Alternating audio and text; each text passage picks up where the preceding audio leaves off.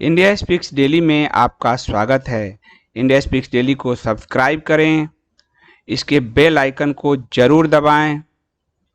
Join button के जरिए आप इसकी सदस्यता जरूर लें और यदि इसका कंटेंट आपको गुणवत्तापूर्ण लगता है तो आप 100 रुपीज़ पर मंथ का सब्सक्रिप्शन जरूर पे करें।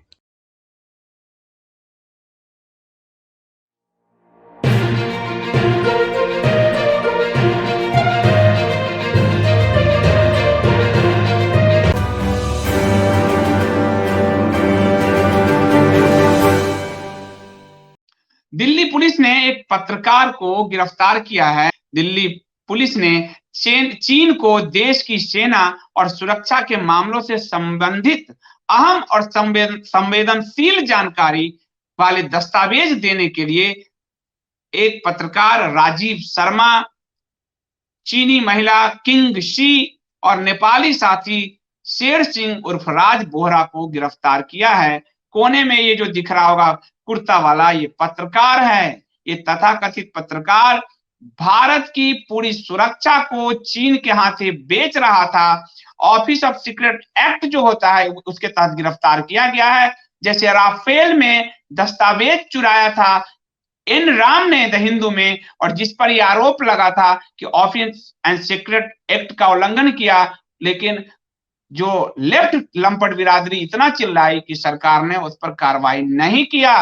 लेकिन ये पत्रकार उस मामले में फंस चुका है। दिल्ली की स्पेशल सेल ने राजीव शर्मा को चीन को संवेदनशील दस्तावेज सौंपने के आरोप में गिरफ्तार किया है। जो चीनी महिला और नेपाली युवक गिरफ्तार हुआ है वह दस्तावेज के बदले राजीव को फर्जी कंपनियों में मोटी रकम उपलब्ध कराता था और अभी अभी उसके अकाउंट में लाखों रुपए आए थे। इस महत्वपूर्ण दस्तावेज को ये चीन को बेच रहा था। जब सीमा पर भारत चीन तनाव चरम पर है उस समय ये दस्तावेज सप्लाई कर रहा था। आपको और आश्चर्य होगा, अभी आपको प्रिंट और इंडियन एक्सप्रेस कहा, अभी ये राजीव शर्मा किस वेब के लिए लिखता था, उसके ये द क्विंट है। राजदीप सरदेसाई का पुराना साथी राघव बहल, जिसने मिलकर आईबीएन चलाया था चैनल CNN IBN 7, जिसमें राजदीप और राघव बहल पार्टनर थे। बाद में ये चैनल बिक गया, रिलायंस ग्रुप ने खरीदा।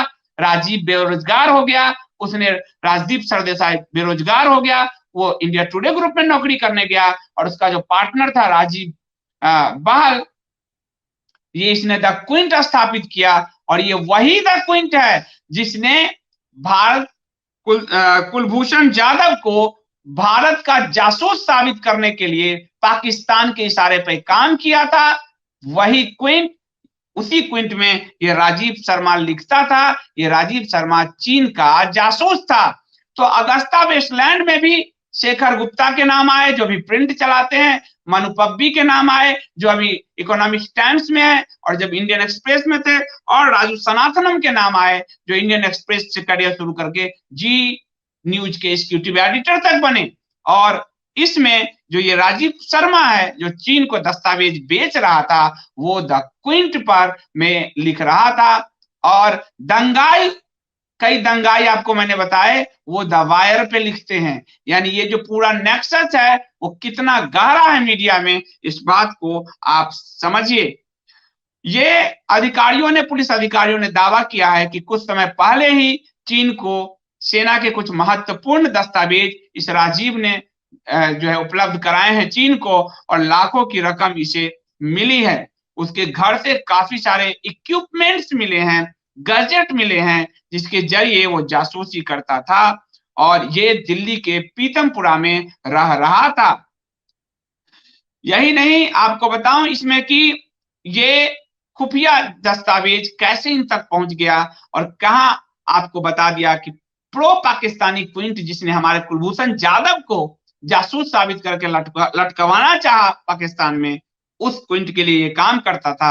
आपको पता चल गया कि भारत की मीडिया ग्रीन और रेड दोनों के लिए कैसे जासूसी की भूमिका में होती है। ये केस आपको एक ऑथेंटिक केस, एक उदाहरण के रूप में आपको समझ में आएगा। और इस मामले में इसको 6 दिन की रिमांड पर लिया गया है और इसको जो है 22 सितंबर को पटियाला हाउस कोर्ट में इसकी जमानत याचिका पर सुनवाई होनी है। तो ये राजीव शर्मा पहले कहाँ काम करता था? क्विंट में तो लिखता था, लेकिन शुरुआत क्या थी तो सुनिए। United news of India, the Tribune, free press journal, ये सब वो वामपंथी मीडिया हाउस यानी चीन को के हाथ भारत को बेचने वाला मीडिया हाउस वहां ये काम कर चुका है और रक्षा क्षेत्र से जुड़े हुए मामलों पे खबर करता था। इसमें जो है यही नहीं, वो चीन के मुखपत्र ग्लोबल टाइम्स के लिए भी लेख लिखता था। गद्दारी खून में इसके इतनी अंदर भरी हुई थी और ये जो है इतना बड़ा गद्दार था कि आज इस पर मनी लॉन्ड्रिंग से लेकर सेल कंपनी में पैसा लेने से लेकर बहुत सारे आरोप हैं और सबसे बड़ा आरोप तो यही है कि वह चीन के उस जासूसी नेटवर्क का पार्ट था जो भारत में कार्यरत था।